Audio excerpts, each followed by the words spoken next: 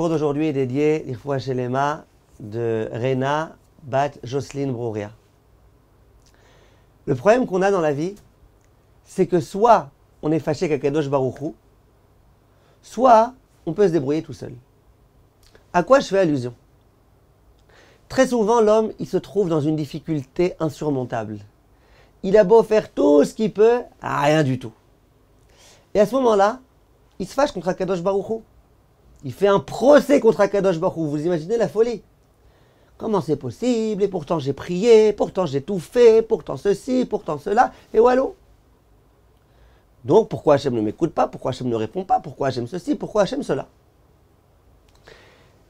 Lorsqu'Akadosh Baruch Hu, il exauce ces personnes-là, et qu'il leur donne toute la prospérité et l'abondance, et tout ce dont ils ont besoin, très souvent ces gens-là, ils disent c'est bon, je peux m'arranger sans Dieu.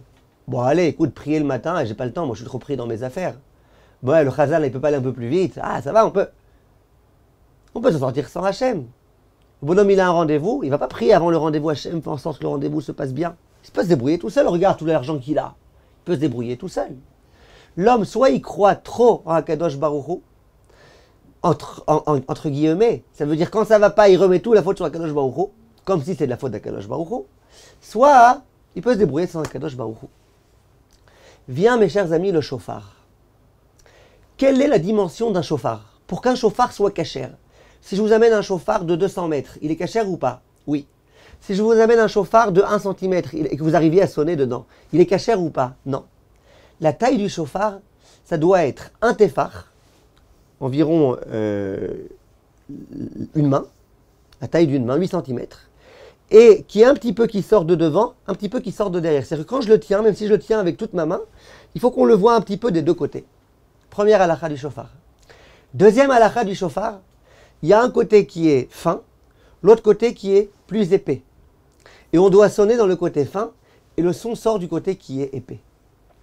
Viennent Chachamim et disent quelque chose de fantastique. Ils disent, la partie qui est fine du shofar, ça fait allusion au moment où ça va pas. Mina metzar karatia, moi je t'appelle Akadosh Baruch Hu, quand tout est étroit, quand il n'y a pas de grande ouverture. La partie épaisse du shofar, c'est là où ça va mieux. Lorsqu'on tient le shofar, il faut se rappeler des deux côtés. Celui qui jusqu'à présent, avant Rosh Hashanah, était dans une situation extrêmement compliquée, financièrement, économiquement, spirituellement, familialement, cette personne-là, qu'est-ce qui se passe avec elle? Elle dit, voilà, c'est fichu, toute la vie, ça n'a pas été, ça n'a pas été. On lui dit, mais non, monsieur, de l'autre côté de la main, regarde le shofar qui s'épaissit. Regarde le shofar qui t'indique qu'il va y avoir des grandes ouvertures qui vont s'ouvrir à toi. Arrête de penser que tout va rester figé tel que c'était, que la poisse, elle va t'accompagner tout le temps. Non, la poisse, elle peut te quitter. Ça, c'est la première partie du shofar. Quant à la partie fine, aperçois-toi qu'ensuite le shofar y va et il s'ouvre. Et qu'à Rosh Hashanah, tout ça, ça peut être décidé. Et celui qui arrive le jour de Rosh Hashanah et qui dit « Moi, j'ai peur de rien, moi, je suis un presque Dieu, moi, ceci, moi, cela, regarde comment je réussis dans ma vie, regarde comment tout se passe pour le bien, regarde comment le destin est favorable à mon égard, regarde comment j'ai de la chance. » À lui, on lui dit « Monsieur, ne te la joue pas trop, attention.